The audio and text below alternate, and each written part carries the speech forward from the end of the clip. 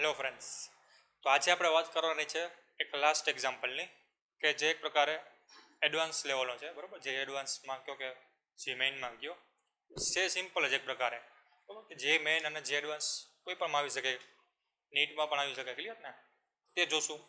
શું કહે છે કે એક પાતળા તારની રિંગ કે જેની ત્રિજ્યા આર છે અને ટોટલ વીજભાર તેના પર ક્યુ છે, તેમાં જો રિંગના મધ્યમાં Q0 નામનો વીજભાર રાખવામાં આવે તો આ રિંગમાં ઉદ્ભવતો તણાવ શોધો. અલગ જ પ્રકારનો, અલગ જ મજા લેવાનો. બરાબર ને? આ થોડાક દિવસમાં તારા જોડાવી દેવો. દેખાવમાં તમને લાગે ઓહો ઘણો બધો અઘરો છે, પણ ના, તમારે લોજિકલી એક પ્રકારે બીજાથી અલગ વિચારવાનું છે. બરાબર ને? સિમ્પલ વેમાં. તો શું કહે છે, તો આપણે પહેલાં સમજી લઈએ કે એ કેવા શું માગે છે. તો એક રિંગ છે આવી રીતે કે જ્યારે Q0 નામનો વીજભાર આના ઉપર બેઠાનો. ક્લિયર ને? તો એક દાખલા તરીકે તમે રબર લઈ આવો. રબર, તો રબરમાં એક પ્રકારનો વીજભારનો તટસ્થ હોય ત્યારે આપણને ખબર છે ખૂબ જ નાની હોય, સંકોચાઈ ગયેલી હોય. હવે જેવો હું છે ને એમાં પ્લસ પ્લસ ક્યુ વીજભારના બધા જ બાજુ રાખી દઈશ ને, માની લો કે આ પ્લસ વીજભાર હતો, હું બધી બાજુ રાખી દઈશ ને આવી રીતે. બરાબર, આવી રીતે સમાન વીજભાર, સમાન વિતરણ છે. બરાબર ને? એવું નથી કે થોડાકમાં વધુ હોય થોડાકમાં ઓછું હોય, બધામાં સમાન વિતરણ છે. કોનું? પ્લસ વીજભારનું. એ આપણને કહી દીધેલું છે. બરાબર ને? શું કીધેલું છે કે જેની ત્રિજ્યા આર છે. બરાબર, જેની ત્રિજ્યા આર છે.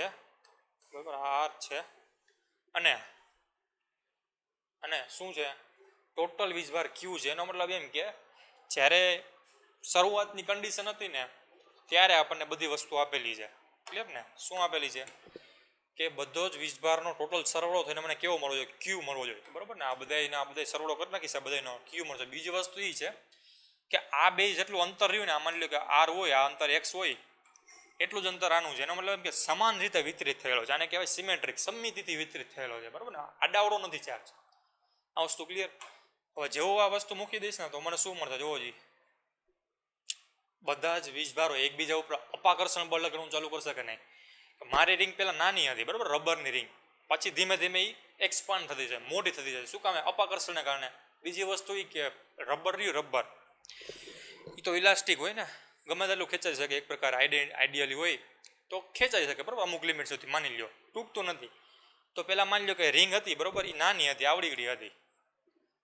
એના ઉપર મેં વીજભાર રાખી દીધા બધા સેમ સમય, સમાન સમયમાં, એક જ સમયમાં. હવે મારું શું થયું કે હવે આમાં રબર રહ્યું, રબર. બરાબર, એ વધી ગઈ. બરાબર, રબર રહ્યું એ ફૂલાઈ ગયું એક પ્રકાર માની લ્યો, અને મોટી થઈ ગઈ. એક સમય એવો આવશે કે આપણને ખબર છે કે રબરને ખેંચીને તો એ આપણને ખેંચતું હોય, ખબર આપણે જોઈ ગયા, સ્પ્રિંગ જેવું જ કામ કરે. એમાં શું થાય? સ્થિતિસ્થાપક બળ ઉત્પન્ન થાય. ક્લિયર ને? તો આમાં જે વસ્તુ થાય, જેમ જેમ ખેંચા છે એમ એમ એમાં સ્થિતિસ્થાપક બળ પણ વધુ થતું જાય ને, કારણ કે સ્થિતિસ્થાપક બળ હોય એનું ફોર્મ્યુલા શું હતું કે F is equal two minus KX. જેટલું તમે વધારે ખેંચશો એમાં એટલું વધારે સ્થિતિસ્થાપક બળ ઉત્પન્ન થશે. એનો મતલબ એમ કે આટલી રિંગ હોય અને કાંઈ વીજભાર ન હોય તો આમાં સ્થિતિસ્થાપક બળનું મૂલ્ય 0 હોય. જેવા હું વીજભાર મૂકીશ એટલે માની લો કે ધીમે ધીમે મોટી થવાનું ચાલુ કરશે. તો એમ એમ અંદરનું મૂલ્ય, અંદરના જે બળનું મૂલ્ય અને સ્થિતિસ્થાપક બળનું કીધું ને, તો એ જ બળ એને શું કહેવાય? તણાવ બળ કહેવાય ને. સ્થિતિસ્થાપક બળમાં શું થાય કે એમાં ઉદ્ભવતું તણાવ. ક્લિયર ને? તો તણાવ બળની વેલ્યુ પણ વધશે. કઈ દિશામાં? અંદરની તરફ. એનો મતલબ એમ કે આમાં જે વીજભાર રહ્યા એને બહાર તરફ ધકલતો હશે, જ્યારે તણાવ બળ અંદર તરફ ધકલતો હશે. ક્લિયર ને? એક સમય એવો આવશે કે જેમ જેમ મારા બળનું મૂલ્ય વધતું જાય ને એમ તણાવ બળ અને વીજભાર દ્વારા લાગતું અપાકર્ષણ બળ સમાન થઈ જાય, સેમ થઈ જાય. એટલે મારી રિંગ અહીંયા ક્યાંક આવીને ઊભી રહી જાય, અંદર એની છે ને બહાર એની છે, આવી રીતે સ્ટેક થઈ જાય. એનો મતલબ શું થયો કે તણાવ બળનું મૂલ્ય અંદરની બાજુ અને વિદ્યુત ભારોને લીધે લાગતું અપાકર્ષણ બળનું મૂલ્ય સમાન થઈ જશે. એનો મતલબ એમ થાય કે આ જે બળ રહ્યું, બરાબર, આ જે વિદ્યુત ભાર રહ્યો એ આમાંય અપાકર્ષણ લગાડતો હશે અને આમાંય અપાકર્ષણ લગાડતો હશે ને, આ બે વચ્ચે આ જે રહ્યો એ આમાંય અપાકર્ષણ બળ લગાડતો હશે અને આમાંય અપાકર્ષણ બળ લગાડતો બધા ઉપર, જેથી કરીને ફેલાશે. બરાબર ને? બીજી વસ્તુ એ કે ખેંચા છે કોના દ્વારા? તો કે આના દ્વારા ખેંચાય ને. આના દ્વારા ખેંચા તો કે નહીં. તણાવ બળ લાગશે તો તણાવ કોની વચ્ચે લાગે? તો કે માની લો કે તણાવ બળ આ જે સ્પ્રિંગ આને માની લો તો આમ ખેંચીશ તો આ દિશામાં ખેંચાય ને, પણ આમ કરું તો આમ ખેંચાય નહીં, ખેંચાય ને. તો એનો મતલબ એમ કે તણાવ બળ માટે જવાબદાર ફેક્ટર રહ્યું ક્યુ રહ્યું, તો કે એની દિશામાં લાગતું બળ. બરાબર ને? આ એક બળ માની લ્યો, આ એક બળ માની લ્યો, તો તણાવ બળ કઈ દિશામાં લાગે? કે જે દિશામાં આમ બળ લાગે છે એની દિશામાં. બરાબર ને? પોતાની દિશામાં.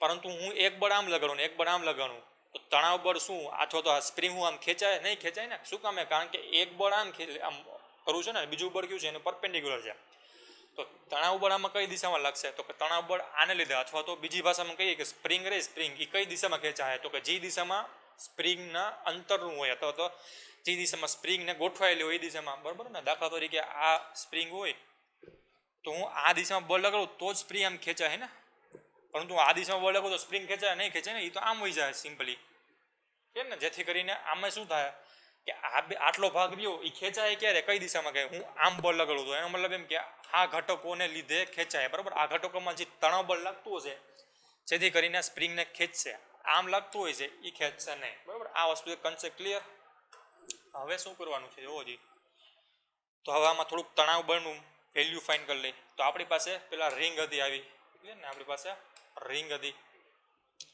કે જે ખેંચાઈને મોટી થઈ ગઈ બરાબર આ બાજુ બધી ભાઈ પોઝિટિવ છે બરાબર ને આવી રીતે પોઝિટિવ છે ક્લિયર ને ક્લિયર હવે મેં શું કર્યું કે આમાં હવે મારા આ આર અંતર બરાબર આથી આનું અંતર હતું આર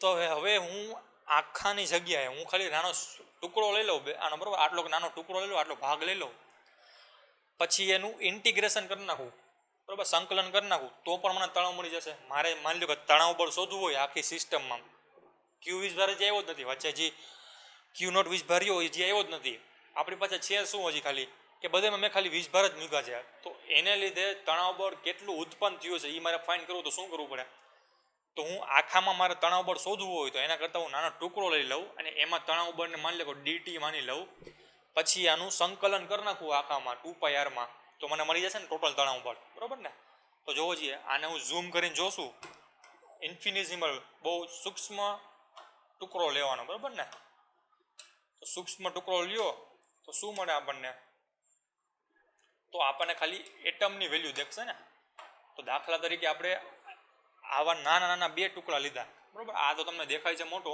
પણ હકીકત મને ઝૂમ કરીને જોશો એટલે આવું દેખાશે આ એક પ્લસ વીજભાર અને બીજો પ્લસ વીજભાર બરાબર ને આમાં જે બાજુમાં સાવ બાજુમાં હતા એ પ્લસ વીજભાર કારણ કે આપણને ખબર છે કે મિનિમમ વીજભારની વેલ્યુ કેટલી હોવાની કાં એક પ્રોટોનની કાં એક ઇલેક્ટ્રોનની એનાથી ઓછી તો હોવાની નથી એનો મતલબ એમ કે હું ઝૂમ કરતો જઈશ ને મને એક ટાઈમ એવો મળશે મને એક પ્રોટોન જ દેખાશે એના પછી મને દેખાશે જ નહીં તો મારી આ ઇન્ફિનિઝિમલ જે હતું ને એ વસ્તુ બસ અહીંયા આવી ગઈ આ લિમિટ થઈ ગઈ આનાથી ઓછું ન લઈ શકો તો એનો મતલબ એમ કે હું પરમાણુ લેવલમાં હોઈ ગયો આવું પછી જોયું તો શું થયું કે આ આપણે ત્રિજ્યા હતી બરાબર ને આપણું જે હતું આ વર્તુળ આવી રીતે પાસ થતું હતું ને ક્લિયર ને હવે આના ઉપર આમ ઉપરની દિશામાં બોલ લગાડશે અને સ્પર્શકની દિશામાં બોલ લગાડશે બીજી વસ્તુ એ કે આને એટલું જ બોલ નીચેની દિશામાં લગાડશે ક્લિયર ને તો જુઓ જી આ બિંદુથી હું સ્પર્શક દોરું બરોબર આ બિંદુથી શું દોરું હું સ્પર્શક દોરું તો આ બિંદુથી સ્પર્શક આવી રીતે આવશે ને આમ ક્લિયર ને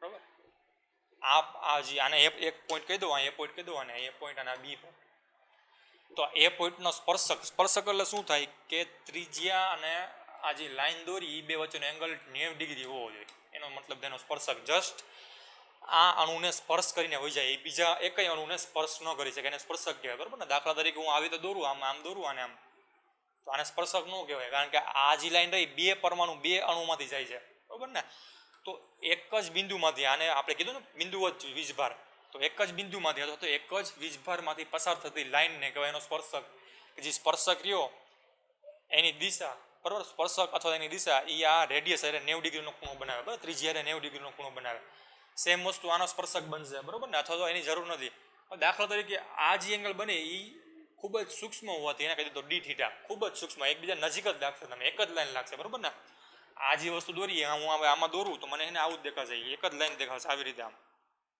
બરાબર ને આ જે તમને થોડીક સૂક્ષ્મ ભાગ દેખાશે એ જ વસ્તુ આ છે બરાબર ને જેથી કરીને એંગલ કેવો બનશે ખૂબ જ નાનો બનશે ડી થીટા બનશે ક્લિયર ને હવે જોવો છે મારે આ એંગલ ફાઇન્ડ કરવું હોય હવે એ પછી વાત કરશું આપણે ટેન્શન ફોર્સ ફાઇન્ડ કરી લે બરાબર તણાવ બળ કેટલું ઉત્પન્ન થશે એ ફાઇન્ડ કરી લે એટલે ને કારણ કે આપણે મેળવવાનું છે તો તણાવ બળ જ છે ક્લિયર ને તો આપણને ખબર છે કે તણાવ બળ કઈ દિશામાં હોય કે જે દિશામાં બળ લાગે એની વિરુદ્ધ દિશામાં આ સ્પ્રિંગ હોય તો સ્પ્રિંગમાં આમ ખેંચું તો તણાવ બળ અંદરની બાજુ લાગશે, સ્પ્રિંગને આમ દબાવવું તો તણાવ બળ બહારની બાજુ લાગશે. ક્લિયર ને? તો આને આપણે સ્પ્રિંગ ધારી લઈએ આટલા ભાગને માની લ્યો. આ જે રબર હતું એને સ્પ્રિંગ જ ધારી શકે ને, નાની નાની ઘણી બધી સ્પ્રિંગ મળીને એક રબર બનાવે છે. તો આટલી સ્પ્રિંગમાં જોવું જોઈએ ઉપરની દાસુ આમ ખેંચશે ને, આમ ખેંચાય ને, બરોબર ને? તો જેથી કરીને આ જે સ્પ્રિંગ આવી રહી ગઈ આમ,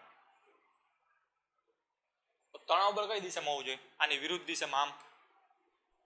ક્લિયર ને? તો મારું તણાવ બળ આવશે કઈ દિશામાં આવશે? આ દિશામાં આવશે. તો આ મારું ક્યુ બળ હતું, કુલમનું બળ. નીચેની બાજુ ક્યુ એવું જોવું જોઈએ. તો નીચે આ કુલમનું બળ કોના દ્વારા હતું? આ બે દ્વારા હતું. અહીંયા કઈ છે જ નહીં હજી. આ એ બી પોઈન્ટ દ્વારા લાગતું કુલમનું બળ છે, અથવા તો આને એફ એ બી કહી દઉં તો પણ ચાલે, કે બી દ્વારા એ પર લાગતું બળ, બરોબર ને? એટલું જ બળ નીચે લાગશે. તો તણાવ બળ ડીયુ આ એક બળ દ્વારા નીચે એવું ટી. ક્લિયર ને? આને આપણે કહી દીધું ટી. સેમ વસ્તુ આના માટે થશે, બરોબર ને? તો આના માટે તણાવ બળ આવી રીતે આવશે ઉપરની બાજુ. આના માટે ટોટલ તણાવ બળ કેટલું થશે? 2T થશે ને, બરોબર ને?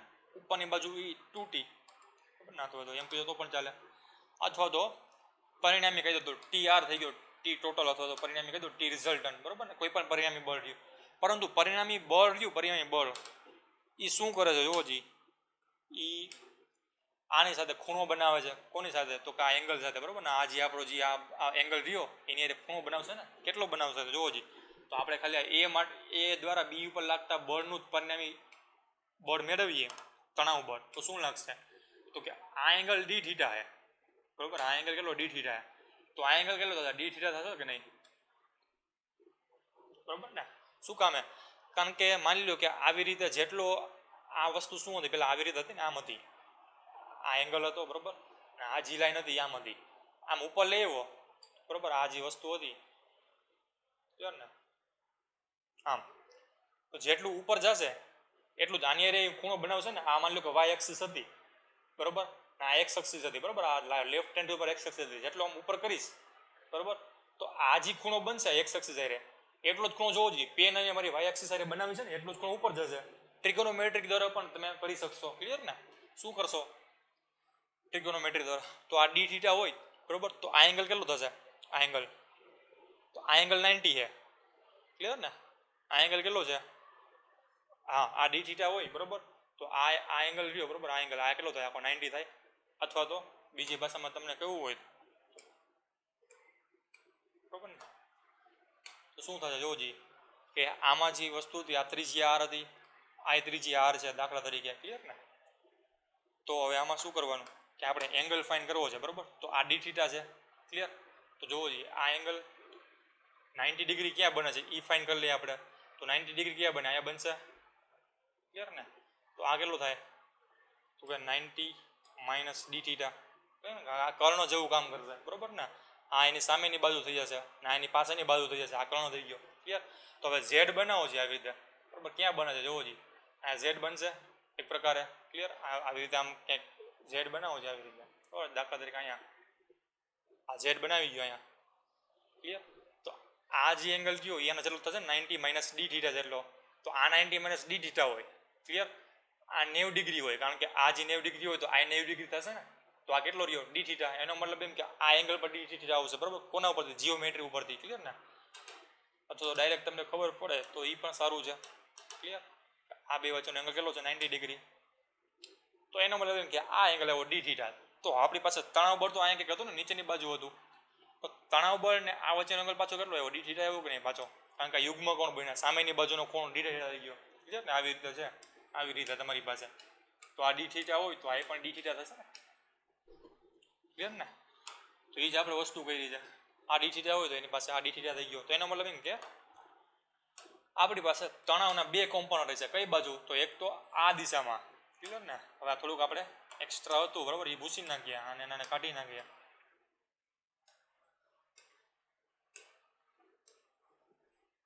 ક્લિયર ને?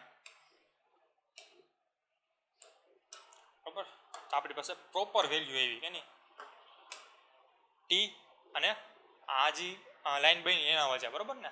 તો હવે જોવો જી, આ જે ઘટક બન્યો આની દિશામાં, આ દિશામાં ઘટક બન્યો આવડો આ, બરાબર, એક્સ દિશામાં, અથવા તો એને કહી દીધું સ્પર્શકની દિશામાંનો ઘટક. કારણ કે બે ઘટક પડશે ને, કોમ્પોનન્ટ બે પડશે આની પાસે. દાખલા તરીકે આને બેને હું જેમ જેમ નજીક લેતો જઈશ, બરાબર. આ બિંદુને જેમ જેમ નજીક લેતો જઈશ એમ બેને સ્પર્શક પણ નજીક આવશે કે નહીં, બરાબર ને? કારણ કે હું દૂર રાખીશ તો એકનો સ્પર્શક માની લો કે આવી રીતે આવશે, બીજાનો સ્પર્શક આવી રીતે આવશે, તો આ બે અલગ અલગ સ્પર્શક ગયા. જેમ જેમ આ બેને નજીક લેતો જાય, સાવ સૂક્ષ્મ અંતર કરતો જાય, આ અંતર બહુ સૂક્ષ્મ હોય તો આ જે ભાગ રહ્યો ને એ અંદર અંદર આવતો જશે, જેથી કરીને આ લાઈન બે સમાન થઈ જશે, બરાબર. એટલો ભાગ મેં હાવ ઇન્ફિનિઝિબલ ભાગ લીધો છે, હાવ સૂક્ષ્મ ભાગ લીધો છે, જેથી કરીને આ આપણી બની ગઈ વાય એક્સિસ, બરાબર. આ વાય એક્સિસ બની ગઈ, આ બની ગઈ આપણી એક્સ એક્સિસ, ને? જેથી કરીને તણાવના બે ભાગ પડશે, બરાબર. નીચેની બાજુ જી રહ્યો એ કયો બનશે એંગલ ટી, કેટલો બનશે કોસ થીટા, બરાબર. અથવા તો સ્પર્શકનો ભાગ કયો, અને એના લંબ બાજુ, કારણ કે આ ત્રીજા ચરણમાં છે, બરાબર ને? ટી કોસ થીટા અને ટી સાઇન થીટા, બરાબર ને? આ અંદરનો ભાગ છે ટી સાઇન થીટા છે. એનો મતલબ એમ કે અંદર બાજુ બળ લગાડતો હશે એ ઘટક હશે ટી સાઇન થીટા, અને આમ અંદર બાજુ બળ લગાડતો હશે એ ભાગ હશે ટી કોસ થીટા. એનો મતલબ એમ કે જે રિંગ રહી ને, રિંગ એ ખાલી આમ જ નથી ચપટી થતી, એ બે દિશામાં વળે છે, બરાબર ને? શું થશે દાખલા તરીકે સમજો છો શું કરવા માંગે છે, આ વસ્તુ શું કામે આવી કે પેલા માની લો કે આપણી પાસે આવી રિંગ હતી અને એ થઈ ગઈ મોટી થઈ ગઈ રિંગ, ક્લિયર ને? શું કામે થઈ? તો દાખલા તરીકે અહીંયા જે અણુ હતા એ કઈ ડાયરેક્શનમાં ખઈસા, તો કે એ ઉપર એ ખઈસા છે ને, આમ દૂરે ખઈસા છે અને આમ પણ ખઈસા છે, બરાબર ને? આ જે પોઈન્ટને આમાં દેખાડું તો અહીંયા આવી ગયા હોય ને, અહીંયા આવી ગયા હોય પોઈન્ટ, તો એનો મતલબ એમ થાય કે પેલા પોઈન્ટ અહીંયા હતા ને, બરાબર ને? સોરી, પેલા પોઈન્ટ ક્યાંક અહીંયા હતા, પછી આમ થઈ ગયા, તો એનો મતલબ એમ થાય કે એ આટલું અંતર ઉપર ખઈસા છે, ડેલ્ટા વાય જેટલું અંતર ઉપર ખઈસા છે અને ડેલ્ટા એક્સ જેટલું અંતર આમ પણ ખઈસા છે. એનો મતલબ એમ કે બે ગતિ રહીને એ ઉપર અને આમ સાઈડમાં બે તરફ કરે છે, ક્લિયર ને? એનો મતલબ એમ થાય કે તણાવના બે ઘટક પડવા જોઈએ. કેવી રીતે? તો એક તણાવનો ઘટક રહ્યો ને એ આ બેને નજીક લઈ આવવાની ટ્રાય કરતો હોય છે આવી રીતે, અને બીજો તણાવનો ઘટક રહ્યો ને જેટલા અહીંથી દૂર ગયા છે ને એ આમ નજીક લઈ આવવાનો ટ્રાય કરતો હોય, જેથી કરીને આપણે બે ઘટક મળે, બરાબર ને? આ તણાવના બે ઘટક મળવાનું કારણ એ જ છે કે આ જે ઘટક રહ્યા, બરાબર, આ બે દૂર ગયા છે, બરાબર, આ જે હતું સંદર્ભ સ્થાન, તો આને નજીક લેવામાં ટ્રાય કરતા હોય છે અંદરની બાજુ અને પોતાની આજુબાજુ, જેથી કરીને તણાવના બે ઘટક મળે કે બે અણુ રહ્યા એ તણાવ બળથી નજીક પણ આવવાની ટ્રાય કરતા હોય છે અને આમ પણ નજીક આવવાની ટ્રાય કરતા હોય છે, ક્લિયર ને? એટલા માટે તણાવના બે ઘટક પડ્યા આપણે, મેથેમેટિકલી પણ પ્રૂવ થઈ ગયું આ, ક્લિયર ને? ટી કોસ થીટા રહ્યો એ કોનો ઘટક આવ્યો? તો કે આ બે ક્યુ વીજભાર રહ્યા એના સ્પર્શકના બિંદુ આવ્યા, ક્લિયર ને? જ્યારે આ જે આવ્યો એનો લંબ આવ્યો ને, લંબનો વીજભાર આવ્યો. હવે આપણે એમાં કરવાનું છે અથવા તો લંબનું બળ આવ્યું, બરાબર, લંબનો ઘટક આવ્યો તણાવનો, બરાબર. આ વસ્તુ ક્લિયર?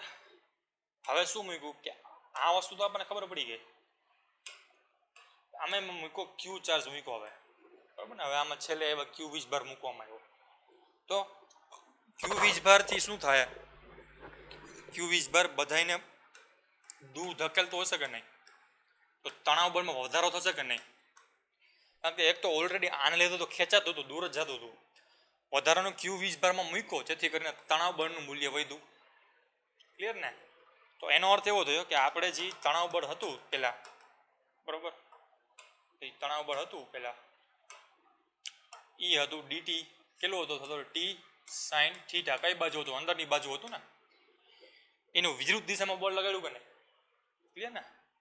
આના જે બે આપણે લીધા હતા આના દ્વારા તણાવ બળ અંદરની બાજુ હતું, કેટલું હતું? આ મેળવ્યું હતું ને, આમ નથી મેળવવાનું, અંદરની બાજુ ત્રિજ્યાવર્તી દિશામાં એ કમ્પોનન્ટની ઓવરકમ કરતું અથવા તો એની વિરુદ્ધ દિશામાં કેટલું બળ આને ઉદ્ભવ કર્યું કે એફસી જેટલું, કે આને વિરુદ્ધ દિશામાં બળ હશે, જેથી કરીને રિંગ હજી વધારે ખેંચાણી, વધારે હજી મોટી થાય, બરાબર ને? પછી એક સમય એવો આવ્યો કે તણાવ બળ રહ્યું અને આ જે એફસી રહ્યા એ સમાન થઈ ગયા હોય, કારણ કે આપણને કીધેલું છે કે આ તૂટી તો નથી જતી. એનો મતલબ એમ કે પહેલા જે ઇક્વિલિબ્રિયમ હતું એ નાનું હતું, નાની રિંગનું હતું, પછી જેમ જેમ મોટું થતું ગયું એક સમય એવો કે તણાવ બળનું મૂલ્ય અને આ વીજભાર દ્વારા અપાકર્ષણ બળનું મૂલ્ય સમાન થઈ ગયું, તો આપણે એમાંથી તણાવ બળનું મૂલ્ય ખબર પડી જાય ને, પાછું બેલેન્સ થઈ ગયું ને, કારણ કે તણાવ બળનું મૂલ્ય અંદર બાજુ છે, એટલું જ બળનું મૂલ્ય Q0 ઉપરની બાજુ લગાવે છે, જેથી કરીને રિંગનું વધવાનું બંધ થઈ ગયું અને એને બીજી પોતાની અવસ્થા જાળવી લીધી. પહેલાં માની લો કે સ્ટેબલ સ્ટેટ આટલી હતી, ક્યુ વીજભાર મૂક્યો એટલે સ્ટેબલ થઈ ગઈ, મોટી થઈ ગઈ, બરાબર ને?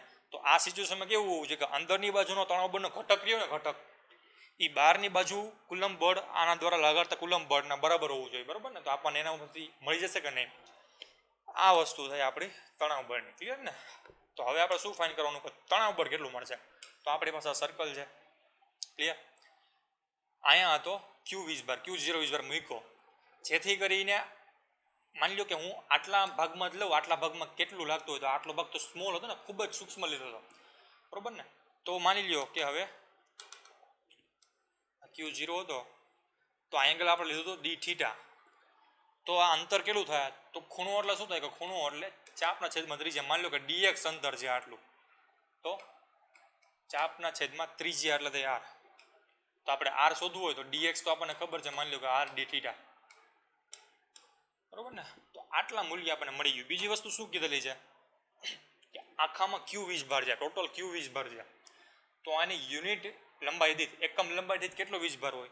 તો યુનિટ લંબાઈ એટલે 2πr થાય ને. ટોટલ લંબાઈ કેટલી થાય? 2πr થાય. તો એને લેમ્બડા વડે દેખાડાય, બરોબર ને? આને કહેવાય લિનિયર ચાર્જ ડેન્સિટી, બરોબર ને? અથવા તો લેમ્બડા એને યુનિટ ડિનોટેડ કરાય, બરોબર ને?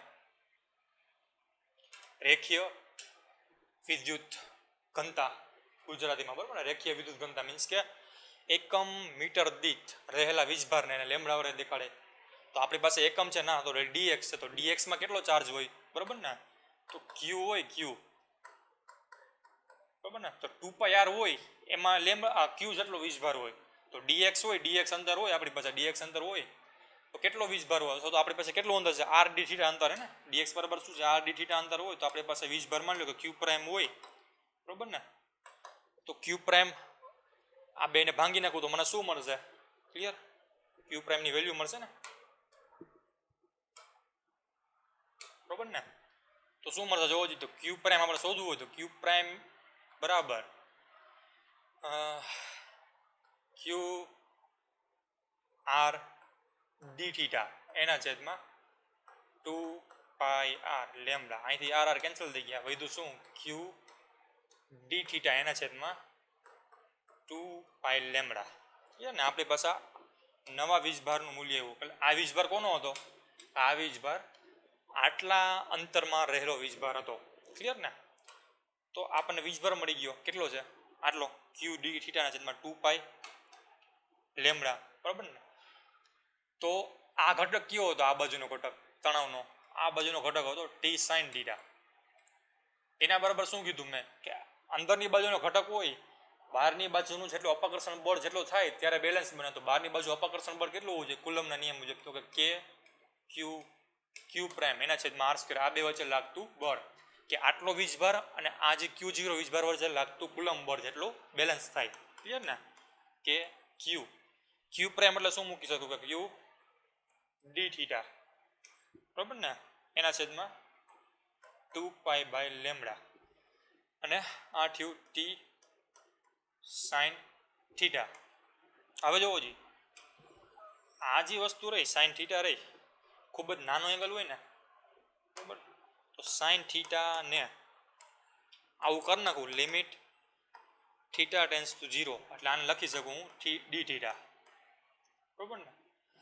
sin θ ખૂબ જ નાનો હોય તો એને આપણે d θ મુજબ લખી શકીએ, કારણ કે બેના મૂલ્ય સમાન મળશે એટલા માટે લખી શકીએ, બીજું કાંઈ નહીં, બરોબર ને? તો જ્યાં sin θ હોય ત્યાં d θ મૂકી શકું, અથવા તો જ્યાં d θ હોય હું sin θ મૂકી શકું, બરોબર ને? કાંઈ ફેર નથી, બરોબર? તો જ્યાં હું d θ હોય ત્યાં હું શું મૂકી શકું? sin θ મૂકી શકું. t d θ is equal to k q square ના છેદમાં 2π by lambda into d θ. d θ cancel. આપણે તણાવ બળનું મૂલ્ય આવી ગયું. શું આવ્યું? t is equal to k ની વેલ્યુ મૂકી દે 1/4π એપ્સિલોન 0, તો q સ્ક્વેર ના છેદમાં 8π 4 ગુણ્યા 2 એટલે એપ્સિલોન નોટ, બરોબર? આ પાય અલગ એક્સ્ટ્રા લેમ્બડા, બરોબર? આ બે તમારા આન્સર થઈ ગયા. હવે તો આ તમારો આન્સર આવી ગયો. નવું તણાવ બળ હશે ને અંદરની બાજુનો, આપણે લેફ્ટ બાજુનો તો આમ જ આનો તો કાંઈ ચર્ચા જ નથી કરી, કારણ કે આ સ્પર્શકીય તણાવ બળ છે. આપણે ચર્ચા કેની કરી કે આની કરી. આ જે આ Q0 વીજભારને લીધે તણાવ બળ ઉદ્ભવે છે ને લીધે, તો Q0 વીજભારને લીધે છે ને ખાલી આ દિશામાં તણાવ બળ ઉદ્ભવે, આ દિશામાં તણાવ બળ ન ઉદ્ભવે. ક્લિયર ને? આ દિશામાં તણાવ બળ Q0 ને લીધે નહીં ઉદ્ભવે, એટલા માટે એની ચર્ચા જ નથી કરી, બરોબર? તો આપણે એક્ઝામમાં અથવા ક્વેશ્ચનમાં શું પૂછીશું કે Q0 ને લીધે જે તણાવ બળમાં ફેરફાર થાય છે ને, વધે છે ને તણાવ બળ, એ તણાવ બળનું આપણે મૂલ્ય શોધવાનું. તો તણાવ બળ આ દિશામાં વધે છે, આમ આ મૂલ્ય વધે છે. આ મૂલ્ય તો કાંઈ ફેર નથી પડતો ને. આ મૂલ્ય કોના દ્વારા ફેર પડશે? તો કે આમાં મૂકેલા વીજભાર દ્વારા, રિંગમાં મૂકેલા વીજભાર દ્વારા આમ આ જે ટેન્જન્શિયલ રહ્યું બરાબર, સ્પર્શકીય રહ્યું એ તણાવ બળ ફેરફાર થાય છે. પરંતુ આને લીધે ખાલી લંબ રીતે બરાબર, લંબવાળું રહ્યું બરાબર, એકબીજાને પરપેન્ડિક્યુલર ટેન્જન્શિયલ બળ રહ્યું એમાં જ ફેરફાર થાય છે. જેથી કરીને જવાબ આવશે એ કેવો આવશે? ટી લંબ. એટલે અહીંયા મૂકી શકીએ ટી લંબ બરાબર. ન લખો તો પણ ચાલે. આ આપણો આન્સર આવી ગયો બરાબર. લંબના લીધે એક્સ્ટ્રા ઉદ્ભવતું તણાવ બળ છે. તો આ હતું આપણું એક્ઝામ્પલ.